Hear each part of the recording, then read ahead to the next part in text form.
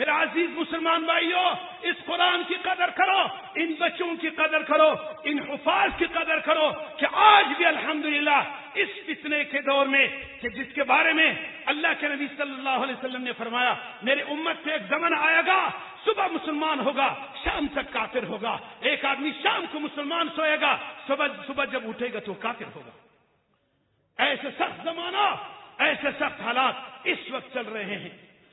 اس حالت میں بھی اگر ایمان زندہ ہے، اسلام زندہ ہے، قرآن زندہ ہے تو الحمدللہ ہمارے آپ کے اس ملک پاکستان کی یہ عظیم نعمت، یہ مدارس اور یہ علماء اور یہ حفاظ ہے۔ آج ہم اگر یہاں پر کوئی ڈول ڈمامے کا مذاکرہ ہوتا، اس کا کوئی محفل ہوتا، کوئی رنگ رلیاں ہوتی تو اس میں کتنا رش ہوتا۔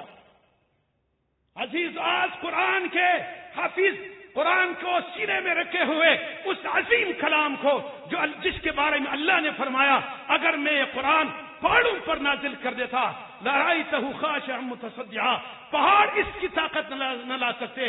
اے وہ مسلمان ماں باپ، تجھے مبارک ہو وہ بچے جس کے سینے نے اللہ کے اتنے عظیم کلام کو محفوظ کر دیا۔